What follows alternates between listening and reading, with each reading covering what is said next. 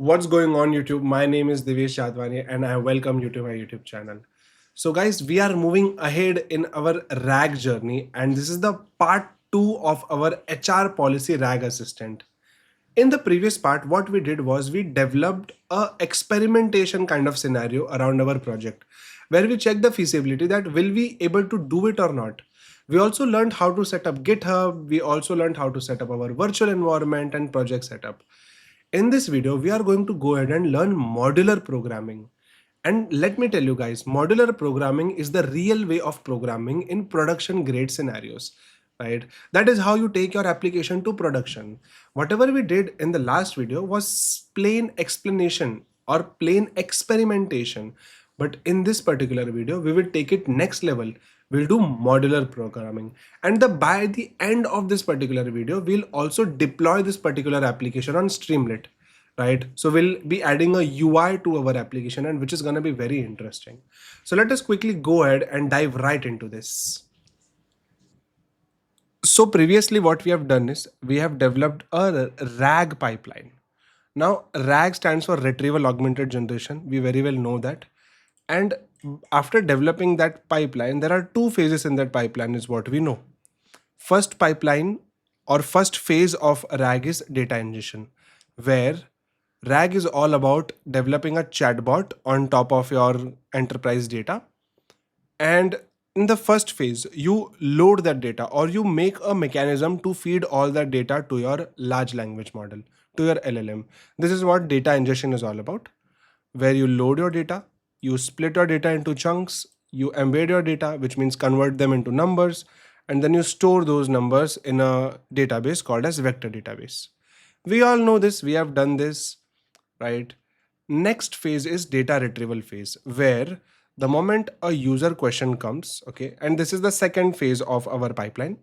When a user question comes, the entire question will be passed to vector database. Understand this part. To the vector database it will be passed, and then there will be a system instructions that how your system should behave. This is the prompt, this is LLM prompt. Okay, what is the LLM, who is LLM behaving like? In our case, HR policy assistant. Okay, and with all this information, your LLM can give you a better answer. Okay, this all was the things. And if I revise you to the technologies, in terms of loading your data, we had text data. So we were using text loader. If we had CSV data or Excel data, we would use CSV or Excel loader. Similarly for PDF, similarly for JSON loaders. Okay, we have that all onto LangChain documentation. Then we splitted our data. To split our data, we use something called as recursive character text splitter. Now we remember that was a smart way of chunking your data. We want to chunk our data because if there is a lot of food in front of us, we can only eat it in bites. We cannot eat the entire food at once. That is why we have to chunk our data. Please understand. Okay. And every AI has something called as context window. So if we keep it in chunks, it will survive the context window properly. Then we have embeddings. How did we embed our data? We use something called as Gina embeddings. Okay. Gina is the state of the art embeddings. Cloud Code itself uses Gina embeddings to understand your, to understand or compare your documents internally. If you open the Cloud Code architecture. And vector store, for vector store, we used Fias. Fias is Facebook AI similarity search. Okay, that is what we used for vector store. Now, when we talk about data retrieval, so this is the vector store Fias, which will be used. Internally prompt, while creating an agent, we give it a system prompt. And this is the LLM which we configure, and the LLM which we used this was Grok. And finally, this answer is sent to the user, right? This is the summary of everything which we have been through. Okay, let us talk about the interesting part. Let us skip to the good part now. Okay, what are we talking about? We are talking about Python programming. Okay, we used Python to make all of this, right? So Python programming. Now Python programming is done in two ways: Jupyter notebooks and Python scripts. Understand this part. Jupyter notebook is the IPYNB file, Jupyter file in which we were coding yesterday. Now that file is always used first to experiment a bunch of things. Yesterday, what we did, we tried to experiment at, hey, are we able to even program our RAG? Is it even possible? Is it even feasible? And the answer was yes, we were able to make a RAG successfully. Okay. And we did our experimentation well. Now, once the experimentation is done, when you are taking it to production, you don't use Jupyter notebooks. They are literally for experimentation. When you're talking about production, when you see softwares, websites running online, okay, they are running in Python scripts, Python files. They would be running, they interact with terminal. All right. And that is what we used for production, Python files, .py files. Okay. Now, if I show you something, check the difference between IPYNB file and Python files. See, if I talk about this IPYNB file, in this file, remember we were coding it like this: load the data, chunk the data, then make the LLM, and make the RAG retriever. We were all doing all these things in one file, but in different code cells.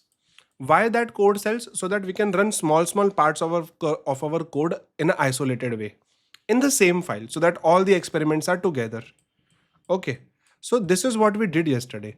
Now, there is a term called as modular programming, which means now, although we wrote all the logic in one file, we will not write the same in one Python file. That is a very bad practice, because you imagine, if you have one Python file, let us say this big Python file, and if in that Python file there is 1000 lines of code, or 1000, I'm saying very less, okay, 3 lakh lines of code. Okay, and imagine if you touch this part of the code and everything over here is disturbed, or if you touch this part of the code and everything over here is disturbed. That would not be nice. Okay, that would not be nice. So that is why what we do is, all the different logics. For example, this was our text loading, this was our text chunking, this was our vector database, this was our LLM. We wrote all the logics for experimentation in one file, but when we will be talking about production, we will be dividing all of that into different Python files. Okay, for example, one Python file literally would be for chunking, one Python file would be for vector database, one Python file would be simply for making an AI agent, and so on. And all these files would be connected to a main file. Okay, to a main Python file, and we will execute this file. So the moment we execute this file, all these files would run. And this is modular programming, because we have connected all these files together and all of them are string to main file. So this is very nice way of programming, and this is the standard industry way of programming. We will not write all the codes in one file, which we have been doing in our tutorials or in our past experiences. All these small logics will be divided in small other files, which we will see in action as well. How do you think that looks like? Check this out. Earlier, we only had rag.ipynb, in which we wrote all our experiments. But today, we would make literally a different folder. We also call this as your source code folder, SRC, or source code folder. In this, we would be making a separate file for making an agent, a separate file for making our configurations. Okay, I will talk about configurations. We will make a separate file for loading data, separate file for embeddings, LLM. To run the entire pipeline, we will have something for splitting, for tools, for vector store. We will have different files for different logics. And then finally, all of this, all of this will be running in pipeline. Pipeline will be the main file of all these files. Okay. And your your main will run your pipeline. Okay. And your application will run your main. I will tell you why. This application is nothing but the UI which we saw earlier. Okay, the UI. Okay, the UI which we were interacting with. We will see that by the end of this. And so again, one last time, we would write different logics for agent, document loading, tools, and we would connect all of this to the pipeline. Okay, this pipeline will be triggered by this main application. Once we run this main application, this will trigger this pipeline, and pipeline will trigger all these different logics. Okay, and there will be a app.py. This app will be for UI, okay, user interface, to have an interactive application. And this will simply run the main file, and main file will run pipeline, and pipeline will run all of this. Okay, and that is how modular programming works in real sense. So now that we understand what is modular programming, let us go inside our code base and let us close this file, and or let us keep this file. We will keep it handy. Okay, you can see over here we have some variables, grok, jina. Okay, now these might be required a lot of times. Okay, these might be required a lot of times in different logics. Okay, now Jina can be also used for embeddings, and there is also a concept of re-ranker. So Jina can be required two places. Okay, currently we need it at one place, but in the future it can be required at two places. So this doesn't mean we'll write it twice. Okay, we need a single place to, centralized place to initialize all our variables, right? Now it is data file path. Okay, data file path, we would keep a centralized place so that if the file path is changed, we will change it from the centralized place and not from the different places. What do I mean by that? Let us say if I'm here, okay, if I'm here, and let us say this logic 1 and logic 3 both require data file. Okay, and let us say logic 2 also needs data file. And what we have done is, we are not the best programmers. We also wrote the data file over here, data file over here, data file over here, which is fine. Okay, we configured it a variable. But what happened is, one day the data file path is changed. Now the folder is different for data file path. And we changed it over here and here, but we forgot to change it over here. That would not be the best. Okay, that would be entirely messing up. Okay, what is the purpose of writing this modular programming? Which means we want to find out in which part of the pipeline, in which corner of the pipeline the error is lying. Okay, that is why we do this modular programming. So that is why we need a centralized place to store all our variables, and that is called as configurations.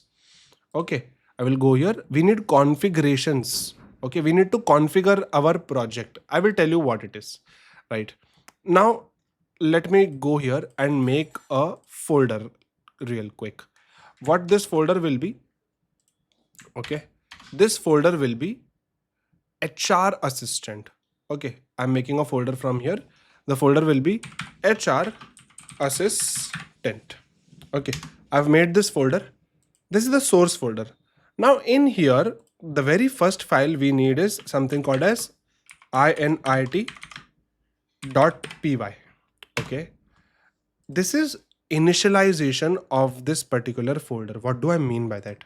Please understand. See, what will happen is, you know that we would be calling all these logics in main file. Okay, so how will we reach a particular file? We will reach a particular file through HR assistant. Okay, for example, we will be making a main.py, right? Main.py. To main.py, we will have to tell that from HR assistant import something config. Okay, something like this. We will have to do it like that. So in order to, convert this into an importable package so that we can import something from this folder, we write this init.py. Okay, so let me go ahead and do it. The very first part which I will be doing is config. So let me make it config.py. Okay, what all things we will have in our config.py? So first of all settings for the application live here in one place. This is the main thing of your configuration. Okay, what all things we need over here? We need OS so that we can interact with our files, and from .env we need import load_.env so that we can load our environment variables. And I will write load.env. Okay, this would load it. All right, now what our centralized variables are? First one will be our environment variables, our secret variables. Okay, so this would be there, grok API key and Jina API key. We don't want to reveal it. Okay, so os.getEnv and os.getEnv. If you are developing this alone, okay, if you are not going to share this anywhere, not GitHub, okay, GitHub will not even allow to push you the code if there is a API key in your code. Okay, GitHub will not even allow to push you the code. Okay, GitHub will detect that, hey, there is some API key over here, I cannot allow you to push the code. Okay, so that is why always do it like this. It's a good practice. But if you are alone, you can literally paste your API key over here and nothing would change in the life. Okay, now this is what we have set the environment variables. Now here we will define the path. Okay, which path? Data path and vector store path. Earlier, so vector stores are of two types. Okay, vector store are of three types. Let me tell you. The first type of vector store is in memory, which means variables. A is equals to 10, B is equals to 20. So how we are storing a number in the variable A, right? A is equals to 20. So what happened is 20 is stored in A. This is in memory. Once you restart your project, A will not have anything until and unless you run it. This is in memory. Then we have something called as persistent memory, which means literally in a folder. You would store just how we have this data. Similarly, we would store our vectors in a folder. Now, why do we have to do that? Because let us say we have 100 GB of data. Okay. And we have already run data ingestion once. And after running data ingestion, it took 50 hours to ingest 100 GBs of data. Now imagine you close your project and you have not stored that. Okay, you will have to ingest that 100 GB again. So once you ingest, store it in a folder. Okay, that is what persistent memory is. We will talk more about it later. And third, we have cloud memory. Directly store it to the cloud database. Okay, so now what we will do is we will define this data path. So let me define this data path. Here we will have the data path.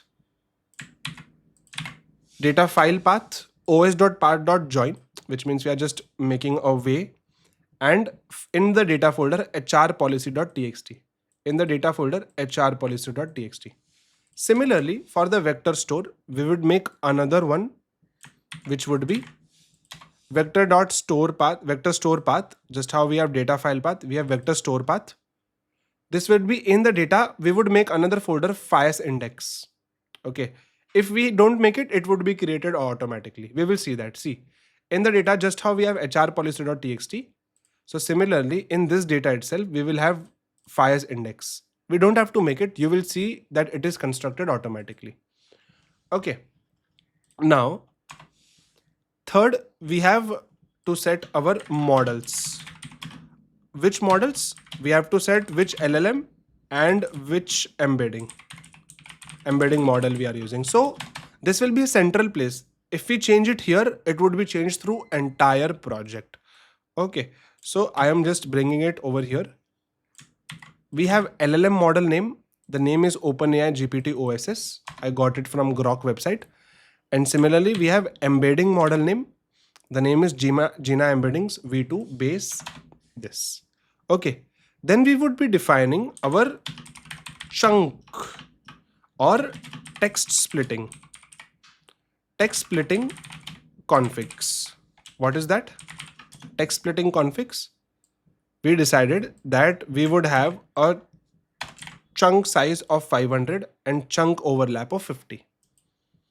We decided this, and then we would have something called as retrieval results. Okay, we are doing nothing. We are making variables, common variables through the entire project. Okay, retrieval results, we need top 3 results. If you just change the button over here, it would be reflected throughout entire project. Okay, we would also make one thing. We would make system instructions. Okay, system instructions. Now, why are we using it over here? Because we would use config in all the files. You would see that in action.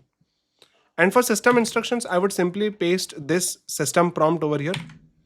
System prompt, you are a friendly HR assistant. Always use the search HR policy tool to look up. So if you want to change the prompt of how your LLM should behave, come to the configuration, change it. As simple as that, right?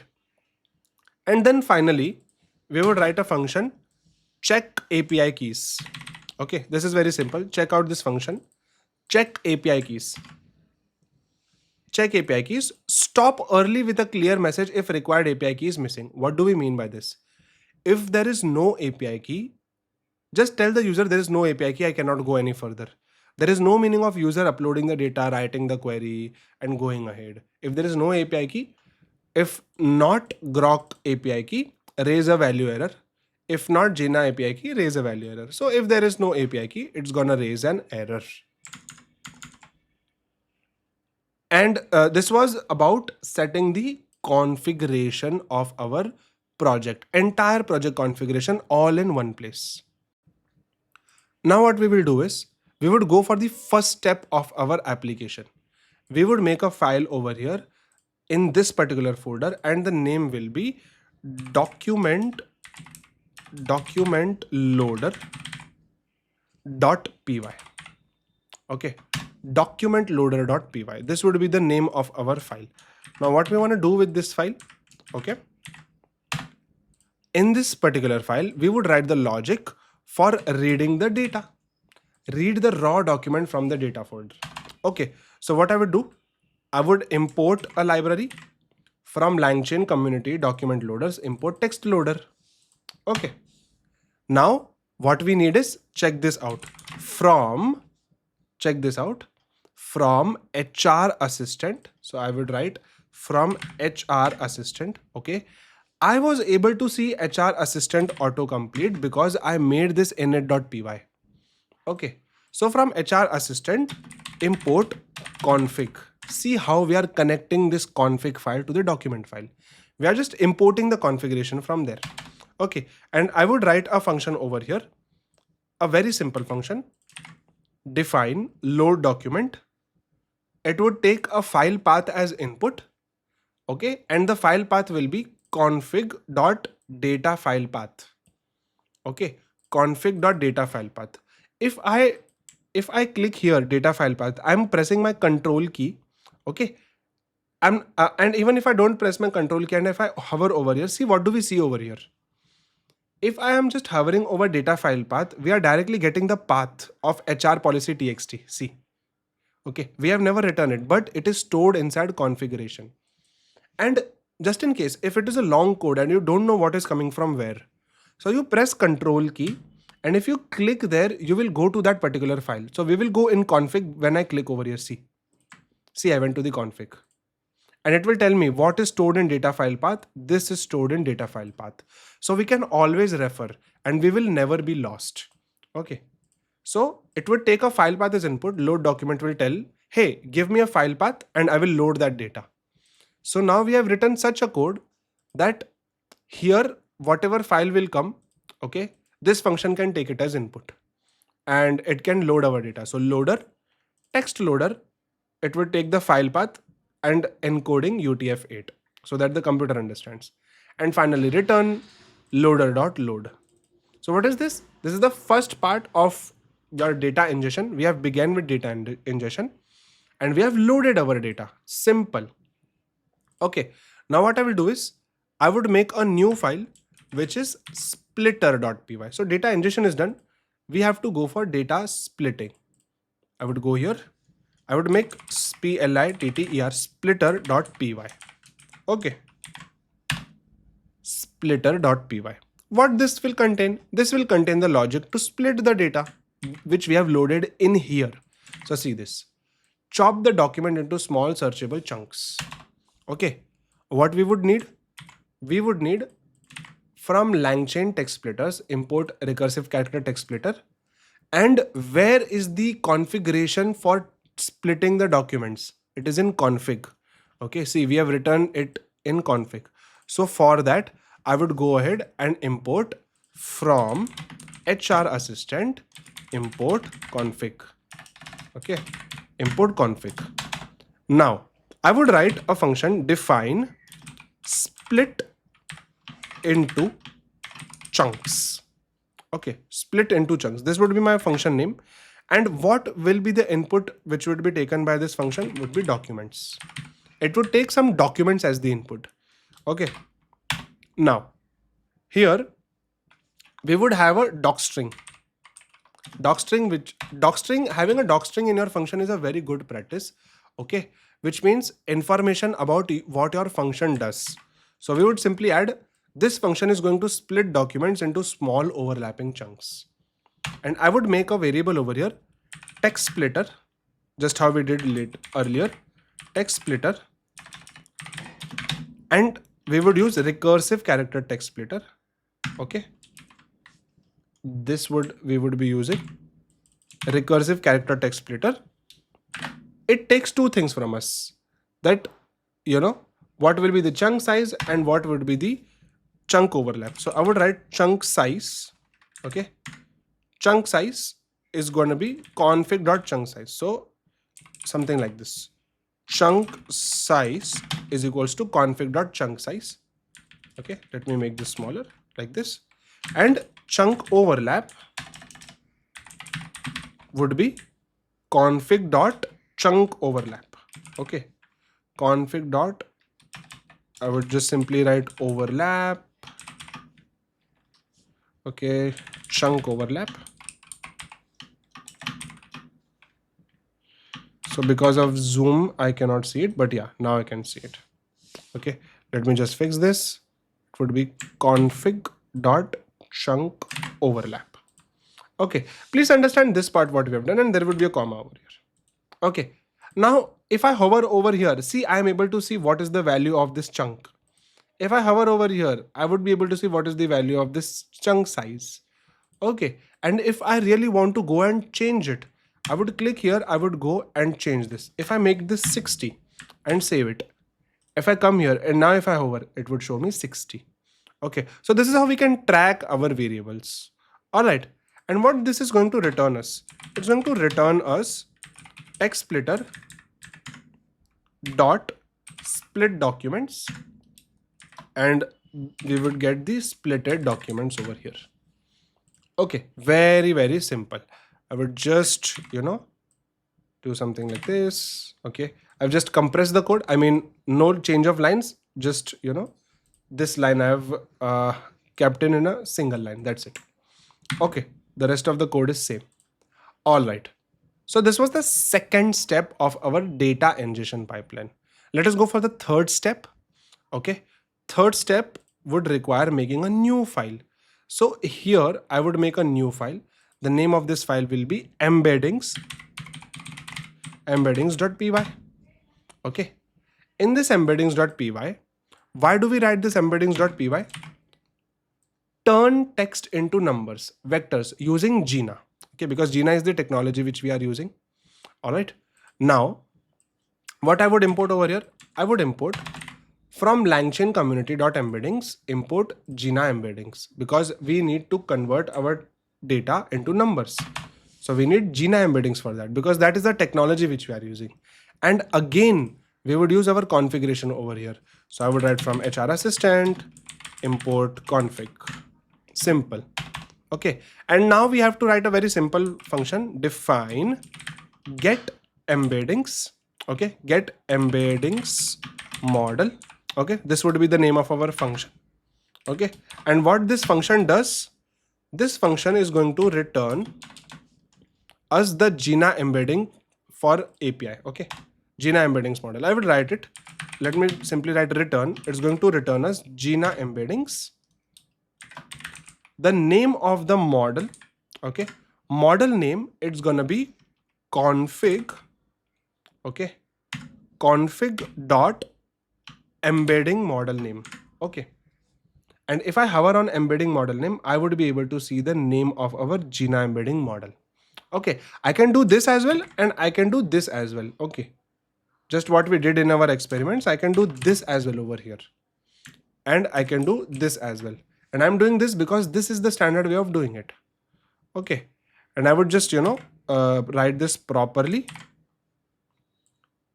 Get embeddings model returns a Gina embedding model. Okay, reads Gina key from the environment, reads Gina key API key from the environment. It would automatically read. Why? Because in the configurations we have already loaded our environment variables. So this is loaded, and after this model name will be also fetched. Embeddings, right? And finally we would make something called as vector store. Now pay attention, this is a little bit longer of a file. These all are small logics. Now we would have a longer file. So I would just simply go ahead and make a new file, which would be vector store. Okay, vector store.py. Okay, vector store.py. This is the last phase of our data ingestion pipeline. What will be there? Store chunk embeddings in files so that we can search them later.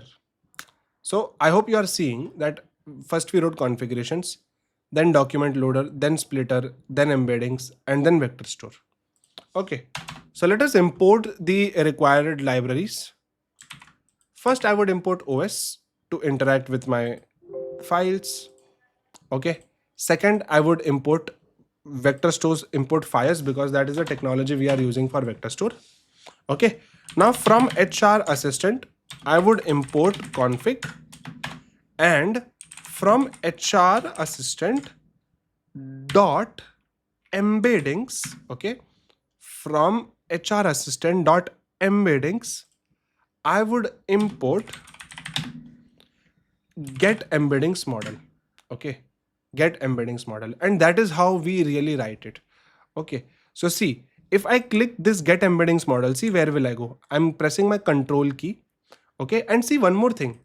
When I'm hovering on top of this function, I'm able to see return a Gina embedding model reads Gina API key from the environment.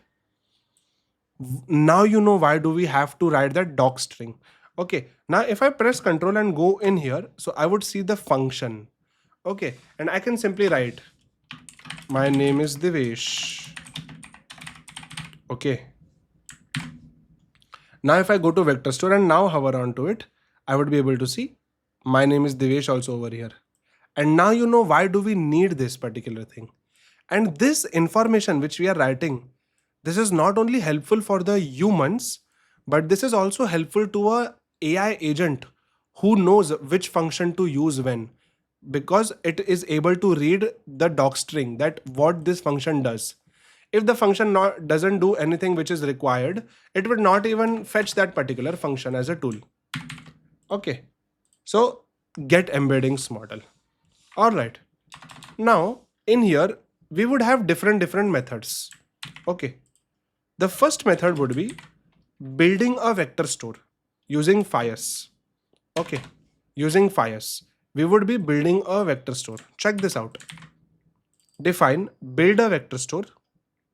What this is going to do? This is going to embed every chunk and build a searchable fires index in memory.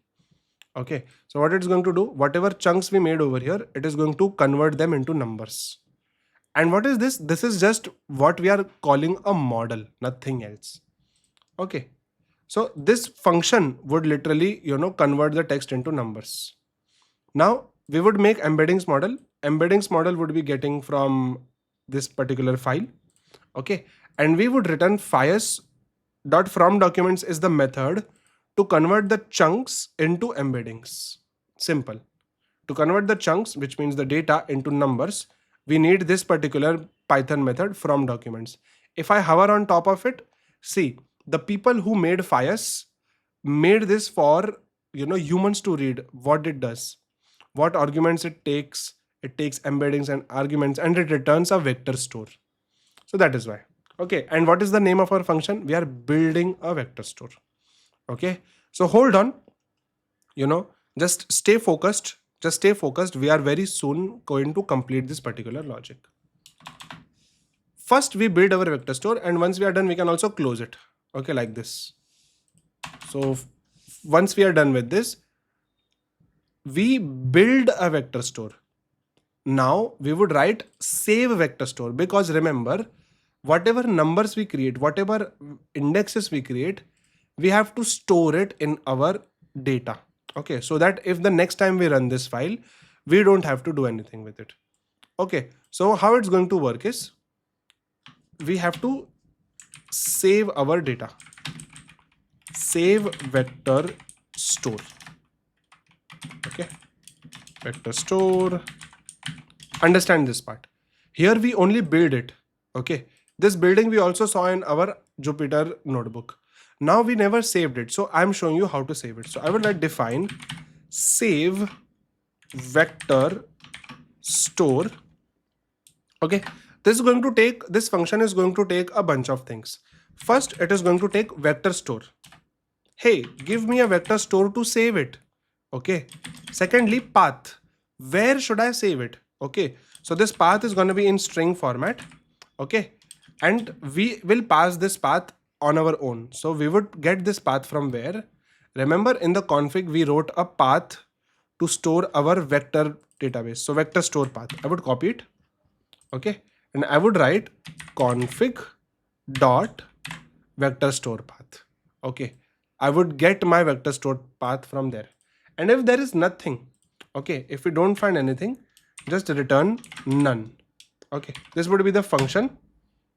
Now what we will do is we would just simply write one line of code, vector store dot save local. Okay, vector store dot save local. Where you are supposed to save? You are supposed to save at this particular path. Okay, as simple as that. We can also close this function, build vector store, save vector store. Okay, let me add a doc string over here. So just save the files index to disk so that we don't have to build it every time. Okay, we are gradually moving. Okay, keep up with your patience. Now build vector store, save vector store. Okay, we would make another function now.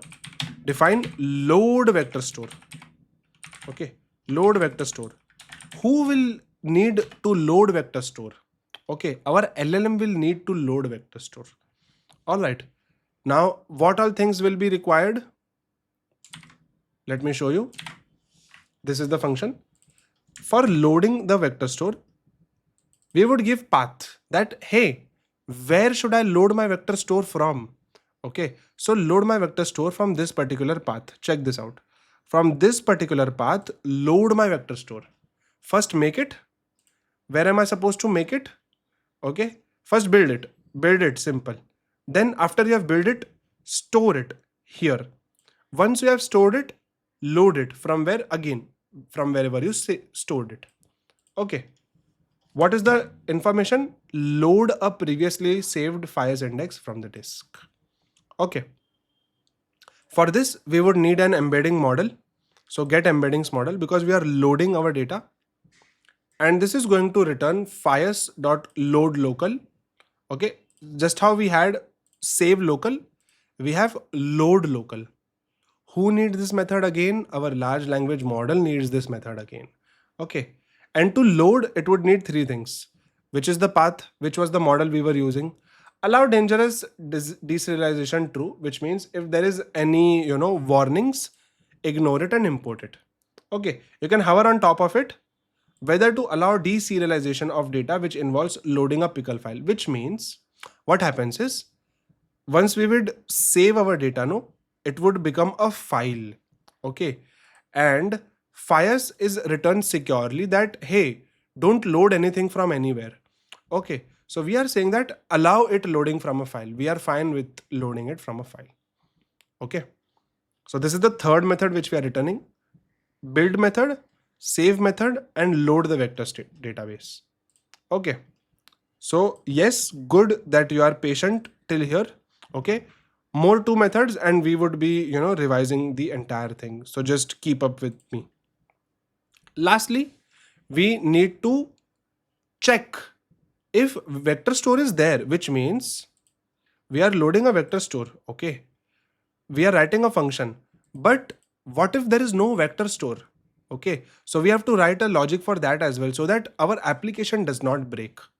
So again, we would make a function, check if vector store exists. This vector store will tell me from where should I check if there is vector store or not. Again, check here. If there is vector store over here, take it. Okay, and return a boolean value. Now boolean value is always true or false. If there is vector store, return true. If there is no vector store, return false. Okay, and if there is vector store, then pick it up. Okay, then pick it up. This would be the thing which we would be picking up. Amazing. Last method, okay, get retriever. Last method would be get retriever. What is this get retriever? This method will also be used by our AI agent to get the retriever. It would take vector store, which means whatever we have built, saved, loaded, and checked if it is already there, that same vector store it would be taking as input. Okay. And what will it return? It would return us the top 3 results. If you don't want the top 3 results and if you want top 5 results, just change it from here, top 5. Okay. And if you go here, vector store, it would be changed to top 5, right? Just press control, go back 3 and over here. What this does, turns a vector store into a retriever. Why do we have to do that? Because AI doesn't know what is vector store and everything. AI only knows what is a retriever. Okay, what can I use to get it from? So AI knows that itself. That is why we need to make get retriever. And it is going to return vector store as retriever and get the top 3. Remember, we used a tool over here. Let me open this rag.ipynb. I would open this rag.ipynb in between and I would keep it first. Okay. Let me do it like this. I would keep it first over here. In rag, remember what was our process? Splitting our data. Okay. Embed our data. So we made embeddings for that. This is all we did. Okay.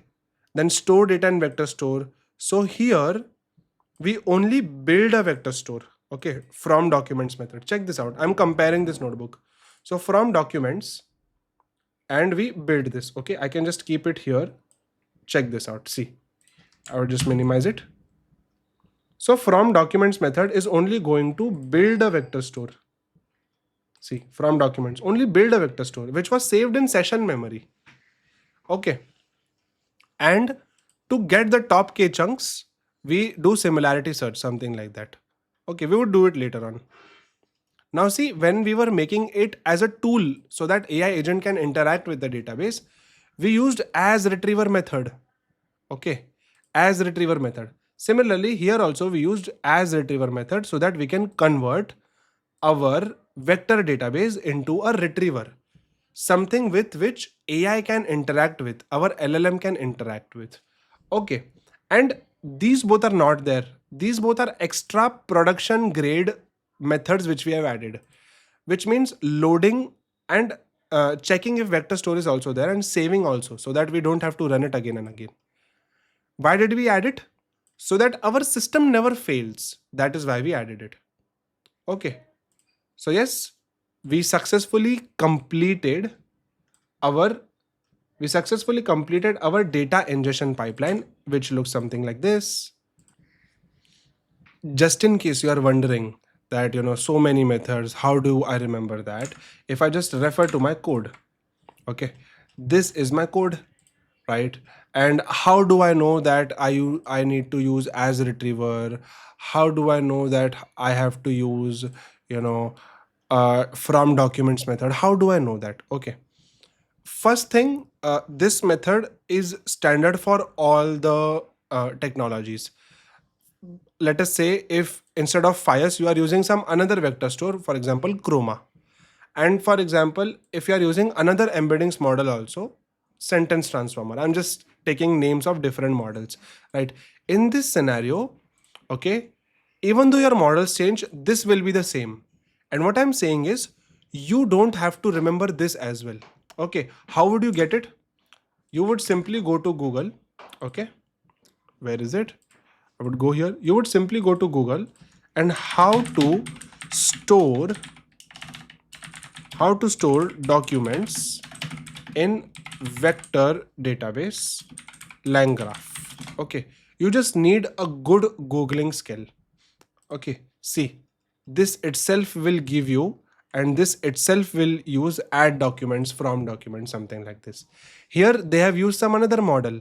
Okay, and here they might have also used some another, vector database. Okay, let me see if they have used some vector database over here. They have used Chroma. Okay, Chroma is also a local database. So they have used Chroma and they have used this model. But this doesn't change. Okay, they have used add documents. We are using from documents. It is the same thing. Okay. Now, if this AI was also not there, you would get it from LangChain itself, syncing data sources to vector store. So how earlier developers used to find the code, they used to not remember everything. Okay, you cannot expect a human to remember everything. Okay, so what you do is you always should know how to find your answers. That is where you differ as a developer. Okay, you should know where can I find which thing. First, the art of Googling. Okay, see, I was able to get the exact results because I was able to search it properly. How to store documents in vector database LangGraph.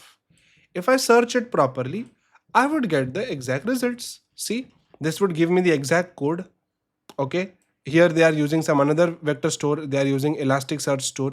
But again, here also, if I would show you, they are using recursive character text splitter, and let me see if they are using some from documents method. Okay, uh, but again, if you go in depth of something, you go and search. Okay, you would get how to store them in the vector database. So answer is, you don't have to remember anything. You only should know how do I find my things. Now we have successfully built our data ingestion. We would go ahead and build our data retrieval system now. This is going to be very simple. Now I would make another file which is called as tools. Okay, tools. What we would do is we would convert this retriever which we have wrote into a tool. How we would do that? So I'm just simply going to paste a file over here, tools.py. Check this out. From langchain.tools, it is going to use a tool. Now, a tool is nothing but a decorator. Okay, which means some method which converts any Python function into a langchain tool. That's it. Okay, if you use this particular tool and if you use this add tool on top of any function, it is going to convert your entire function, def function, into a tool. As simple as that. So returns a tool function that searches HR policy documents. Matching chunks, retriever.invoke. It is going to invoke the question which is going to come from the user, and it is going to retrieve all the chunks for the matching chunks. Okay, tool is simple. Now we have to make something else. This would be llm.py. llm.py. Okay, let us make that. What all things would be there in llm.py? Here, in this step, connects the LLM to the brain of the assistant. Okay, connects the LLM to the brain of the assistant. I mean, which is the brain of the assistant, sorry. What we need over here? We need our Grok, because we are using Grok as our LLM. Then from HR assistant, we need config so that we can get the name of our LLM model. And what it is going to return us? It is going to, return as an LLM. So for this, we would make a function get LLM, which would be chat grok config.llm model name. This would be the model which we are using, and creativity temperature would be 0. All right. Once this is done, we would go ahead, make another file. The name of this file will be agent.py. Here we would make our AI agent. Okay. Now check this out. To make our AI agent, okay, we need simple things. This is the step 7. We are building the agent that ties the LLM and the search tool together. So we made a tool. We made a brain. We would connect all of this into a single AI agent. Okay. For that, we need two things. First, we need the LangChain create agent method. And secondly, we need config. Okay. So that from config, we can get the, name of our LLM, all those things. What I would do, I would create an AI agent. So define create HR agent, returns a LangChain agent which can call our tools to answer our question. Okay, this is the same doc string which I have wrote over here. It is going to return create agent, which is going to take model. Model is going to be LLM. If I take you over here. Okay. Okay, forget this. This will not take us anywhere. It will keep us here only. All right. This LLM would be given by the user only. We will see that in action, don't worry. Tools, if I go to tools, this is the tool which we have made. And system prompt is the system prompt which we have written. See, you are a friendly HR assistant, always use the etc, etc, etc. Okay. Create agent, if you want to refer this, remember in the RAG, after everything for data retrieval, first we made our LLM. So similarly, we made a LLM file. Then we, after making the brain, we made this HR assistant create agent method, which would take three things: model, tools, and system prompt. Similarly, model, tools, and system prompt. Okay, here we have not imported tool. We would import this somewhere else. Okay, we would import this in our pipeline. Okay, so let me take you to the pipeline now. All right. Thanks for all the patience. I'm just closing all of this. Okay, because we are done. Now we would combine everything in one. Okay, we would combine everything in one. You will see how. Just how we have written this, right? This is a combination of our entire notebook where we invoked our HR assistant. Similarly, we would do that over here as well. So I'm going to make a new file over here, which would be pipeline.py. In this pipeline.py, this is going to wire all the components together in a ready to use agent. This is a single entry point that main.py and app.py, which is a Streamlit file, both call. Okay. Now this takes a few things. We have to import a few things over here. Config, from HR assistant agent, create HR agent, which means we have created all these, right? If I go to my agent, or if I don't even have to go, I can just press Control and go. Create HR agent. What we have done in the past 7 files, we have made all different functions which we are collecting all together. Load document, create HR agent, get LLM, split into chunks, create search tool. Okay, we wrote all of these, right? And from hr.vectorstore, we wrote 5 functions, right? So we would import build, get, load, save, vector store exist. We would import all of that. So all the logics which we have written, we are just combining all that into one. Okay. And now things are simple. Check this out. Okay, there are a bunch of functions coming. I would just go on, showing you one by one. First one is build vector store for documents. Okay. Check this out. This function is so simple. This function will take a data file path. It would check, does my vector store exist? If my vector store exists, load my vector store. So simple. Okay. Similarly, once this is done,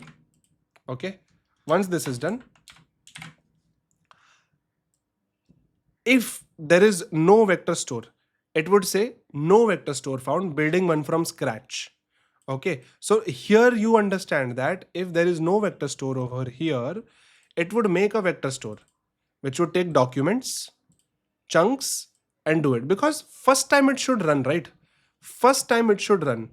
Okay, and once it runs, then it will always check first. If it exists, it will never run this part. It will directly load the vector store over here. Understand this part. And once this all is done, okay, once this all chunking and document loading is done, just build the vector store, build vector store, which will take chunks, save the vector store, which would be saving the vector store, and this entire functions, build vector store from documents, returns a vector store. Okay, this is very simple. Please understand. Let me help you decode it.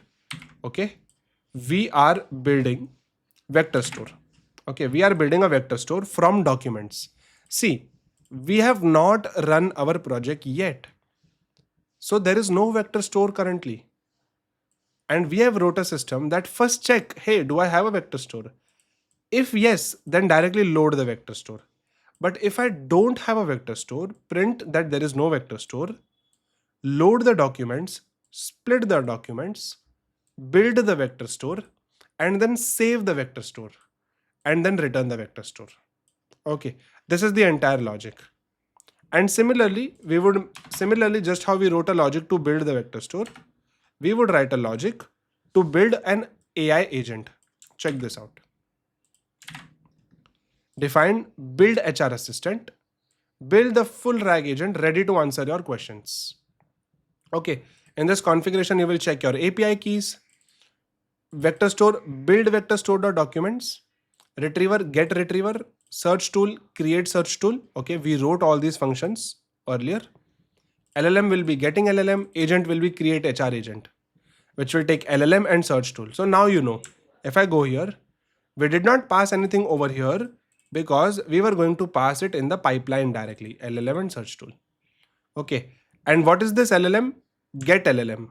In the get LLM, we have written the model name, which is Grok. So see how things are tied in one file to another. Okay, and create HR agent, search tool, create search tool. Inside this search tool, we wrote this logic, just. Okay, and the last invocation logic, which means to poke our AI agent. This is the last logic. Okay, define ask agent question string. Okay, ask the agent a question and return the final answer as plain text. So how it is going to happen? Response agent.invoke messages. Role is going to be the user. User is sending the message. And what is the message it is sending? A question. Similar to this. Role, user, content, question. Remember we made this user, tell me which organization you work for. So we don't want to keep a static question, right? It will always be replaced by the new question which we get from the user. And remember, why do we write this? Response messages -1 dot content, which means we are getting the last message. Why? Because we have bunch of messages. See, we have AI message, human message, tool message, right? And we are getting the last message. So that is why we are getting the last message from here, right?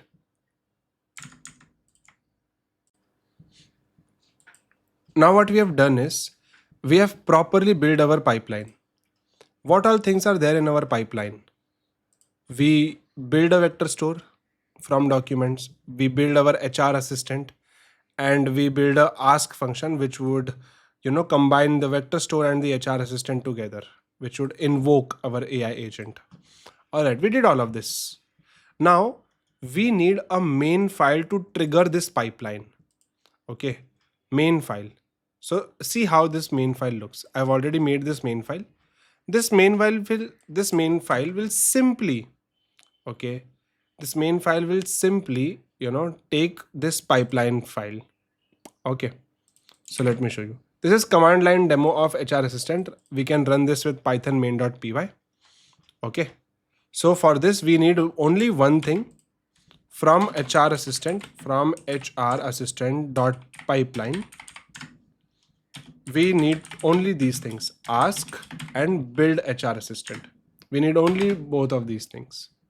Okay, we would write a main function, and see, I would just simply keep the main function over here itself.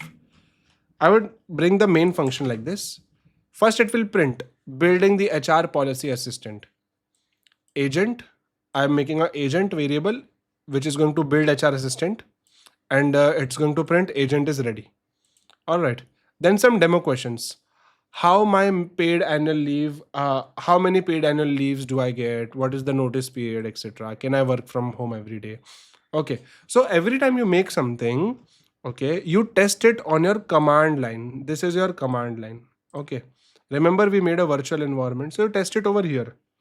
And again, for question and demo questions, each of this question will be passed to our AI agent, okay, HR assistant agent, and we would get a response of this. Very simple. Okay, so let us see this in action. How do you run it? You simply go here and you simply write Python and the name of your file. In our case, the name of our file is main.py. So I would write main.py, and it is going to run our agent. Check this out. We wrote 3 questions, right? These 3 questions will be answered from our documents, and you see over here as well, our data will also be built over here. Okay, let's see this. I would just keep everything running in front of you. Okay, Python main. All right, let me refresh. We did not get anything. Again, why did we not get anything? Let us understand this part. We wrote our part. Okay, we wrote the entire things. Main file we wrote. Okay, but what we did is in order to run a Python file, we have to make it a executable file. What do I mean by that? Okay, which means if we are running a file from Python, we have to tell that whenever this file is running, you have to do something like this. If name is equals to main, I mean, if the name of our file is, sorry, if this Python file is running, okay, so in our case, we run our Python file. If our Python file is running, check if there is something called as main. Okay, and if there is main, okay, run that main function. So main, okay, run that main function. And now when I save this and now when I run this time it will not give me any kind of problem, and this time it will run python main.py. I'm just running it. Okay, python main.py. See, building HR assistant, no saved vector store found, building one from scratch. So see, it made and stored a vector database. Okay, this is our vector database file. It is answering our questions. How many leaves do I get? What is the notice period? Can I get work from home every day? This is same as good as running Claude in your terminal or any agent in your terminal. Okay, but what we did over here is we made sure that is our agent working fine. So our agent is working fine. See, our agent is working fine and it is giving us the reply during the probation period. Notice period is 15 days. Where it is getting all these answers from? It is getting from here, the data which is stored. So the data is converted into vectors and we are getting the answer from there. Okay, this is good stuff, right? We know that this is working, but not everyone in this world is a developer. Okay, not everyone is a developer. People want a simple way to use it. Okay, how would we use it simply? Okay, so instead of this, we would make something called as Streamlit. Now, what is Streamlit? Streamlit is a way to build UI for your logics. This is main. You build UI for your logics. So what I will do is, first I would, I would run this. Okay, I'm just simply pasting some code. I'm simply pasting a bunch of code over here. Don't worry, I would read it for you. Okay, but let me first run it. How do you run a Streamlit file? So to run a Streamlit file, you simply run a command which is Streamlit run, and wherever the Streamlit code is written. So let me do that. App.py is the file. So I would write Streamlit run app.py. We will have a dedicated session for Streamlit as well. So Streamlit run app.py. What this is going to do, this is going to open an application for us. See this. Once I run this, it's going to open an application for us. I'm just going to go here. It is automatically going to open something. Okay, first it will maybe ask for something to press enter or something. Let us see. Okay, because we are running this for the first time, right? Okay, it asked nothing and it opened. Okay, and see our application. We can provide this to the users to use this. Okay, HR policy assistant. I can simply ask, hi, who are you? It will give me a response. Hi, I'm your friendly HR assistant. Help me for any questions. Okay, tell me about leave process.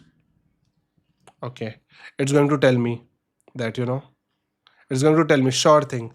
Annual paid leaves 20 days, sick leave 10 days. It is giving me such a nice response. Okay, and this is so easy for people to use. People would not go to terminal and run main.py to run it. Okay, and see what happened over here. Found a vector stored on the disk, loading it. No re-embedding, which means earlier when we ran it, it built a vector store. Okay, but this time it did not build a vector store. Okay, so now let us understand this code line by line. All right, import Streamlit at st, which means we are using Streamlit to build a UI for our logic. And just how for our main file, we imported pipeline ask and build HR assistant. Similarly, from pipeline ask and build HR assistant. Here are simple Streamlit codes. Set page config, HR policy assistant and icon. So page config, see, HR policy assistant and an icon. So this is page config. Okay, set a title. So we have set a title. Caption, ask me anything about the company of HR documents. Ask me anything about the HR document. So this is just UI things. Okay. set title, set caption. Okay. Then cache resource, which means if we refresh, things will still be there. And in this, we would keep agent, get agent, and to get agent, we are building a function get agent. And in this, we will simply build our HR assistant agent. And we are initializing this function over here. Agent is going to be get agent. And this get agent, we are building our HR agent. Just what we did in our main file, agent build HR assistant. Similarly, agent build HR assistant. And this is just some text. If message is in session state, why do we have to maintain a session state? So that we can maintain chats. See, we are able to maintain chats, right? So to maintain this chat on the UI itself, not agentic memory, nothing about memory over here. We are just maintaining so that we can show this on the UI. Whatever messages we are getting, we are adding this to a list of messages. Okay. And we also set roles. Role that this is the user. Okay, this is the user and this is the AI. We are setting roles like that also. Okay. Then we will have a question variable st.chat input. So this is chat input to get the input. Ask a question about HR policy. Ask a question about HR policy. Just UI things. You don't have to worry about it. And if there is a question, append the question in the list of the messages. Okay. So it's going to tell you role user content question. And then it is going to reply in markdown format. So this reply which we are seeing, this reply is in markdown format, MD format, because that looks good on the Streamlit. Okay, we can also show it in text format, st.text or in the caption format. Okay, we are just showing it in markdown format. And with st.chat.message assistant, whenever it is going to reply, until it is replying, it is first going to say thinking and then it is going to reply. So answer is always going to be ask, the ask method which we created, agent and question. And then it is going to print our answer, and this is the entire UI.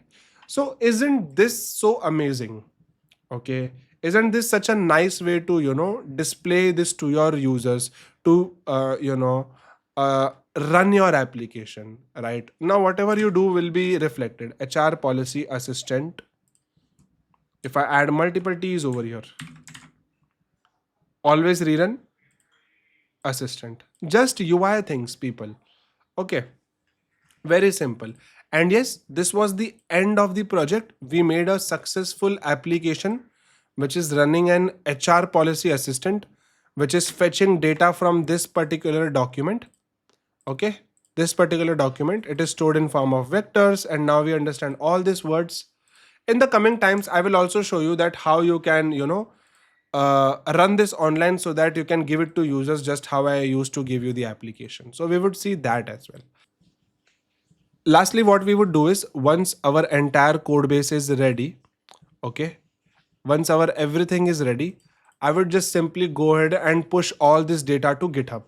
Let me stop this. So Control C to stop your Streamlit application. I would push all my data to GitHub, but we don't want people on the GitHub to see our FIS data. So I would copy relative path. Okay. I would go to my git ignore and I will add this that, hey, don't put this on my GitHub. Ignore this. So see, this will go dim. Okay. This will go dim. Now what I will do, I have made all these changes. All right. I would just add it. All the changes I have added it. Okay. I would write project finish and I would commit it. Once this all is done, I would sync the changes. And once we go to my GitHub, so I think I would have my GitHub over here. This is my GitHub. And if I go to basic RAG, this would be uploaded. The data would be uploaded. Let me see if it is happening. It is just syncing all the changes. It would take a second. Now it is done. Now if I refresh and see, just now, project finish. Okay, we have all the codes over here. Okay, all the codes, main app, HR assistant, all the files which we wrote. See, we have all the code over here. So we don't have to worry about nothing. This is done. And yes, and that was all about the project. Life's good. And I hope you loved it. So now comes my favorite part. I'm going to give you an good assignment, and if you do it, trust me, your skills are gonna go boosted. Okay, what we did currently, we had HR data in text format, as simple as that, HR data in text format, right? And what we did, we made an AI agent on top of this data. And whatever processes we did, we made a RAG AI agent on top of this. We all are cool. Assignment is to make a RAG agent, because this is what we learned and this is what will be your assignment as well, to make a RAG agent. Now, which RAG agent you will make? You will make a RAG agent for LangChain organization. Okay, you would take this as an assignment. What you will do is, just how you have text data, similarly, you will go to LangChain organization and you would get web scraped data. Don't worry, I'm telling you how it will be done. Okay. You would scrape some data from the web. I will tell you how. Okay. And then instead of we used text loader, you would use web-based loader. And this is your solution. Web-based loader. Just how a text loader will take a text file as an input, a web-based loader will take as a website URL as an input. If you give a website URL to web-based loader, it will load all the website data for you. So what you have to do is, you have to simply search. First, let me show you how to search. You will search web-based loader, or simple Google search, how to load data from a web page in LangChain using web-based loader. See, I was so specific in searching how to load data from a web page in LangChain using web-based loader. So it is going to give you. You have to install both of these things, pip install. So this would be added in your requirement file. And similarly, just how we had document loaders, text loader, you have web-based loader. And loader, web-based loader, just how we passed a text file, you would pass a website link. So you will pass any particular LangChain link to here, and you would load the data and you would get all the data just how we got for the text. You will try it, and let me tell you, you will succeed if you do this process. Okay, you can do it. All right. Now you will get the LangChain data, and then process is simple. You have to complete this process. Just how we had text data, now you have the web data. Okay, web data. Similarly, see, there is something called as URLs. Okay, web data. Then you would simply load recursive character text splitter. You would use Gina embeddings itself. Don't go for any other embeddings, but vector store. Vector store, in our tutorial we used Fias. You will use Chroma. Both are really the same. Okay, both are really the same. Only you have to change Fias to Chroma. How would you get the code? Simple. How to store documents of LangChain in Chroma DB. Okay. See, it would give you the code. Pip install LangChain Chroma and LangChain OpenAI, whatever. You can use LangChain Grok. And similarly, raw text, recursive character text splitter, OpenAI embeddings. You can use Gina embeddings. Persistent, which means store it somewhere. And see, from documents method. See, we used Fias.from documents. You would use Chroma.from documents. So you would change your technology over here. Instead of Fias, you would use Chroma. Both are the same. Okay. And once done, you would make the data retrieval pipeline where your question will be communicating with Chroma database. You would give a prompt that, hey, you are a LangChain AI assistant. Always help the user to understand about LangChain document, which means whatever web page you might have provided. See, you can provide any web page. You can provide this Kiro documentation web page as well. Okay, so you don't necessarily have to make a LangChain AI agent. Okay, you can make an AI agent for any organization you feel like. This is Kiro. You can pick up any organization, whatnot. Anthropic. Okay, Anthropic. You can just go here. You can copy this anthropic.com and give it to your web-based URL. See, where is it?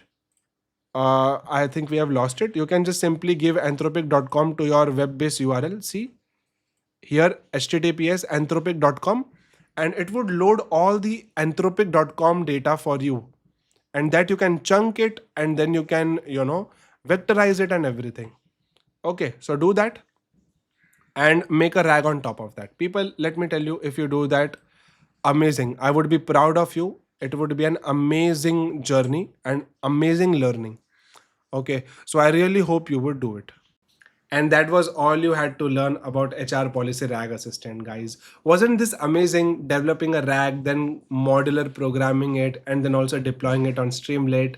So yes, that's the kind of projects we build. Okay, now this was very simple because we are talking about absolute beginners, and this was a great accomplishment for you guys. All right, now I have given you an assignment. Make sure you do that assignment to take your skills to next level and get more confident in that. And by the time I will develop more videos for you, right? So yes, that's all for this particular video.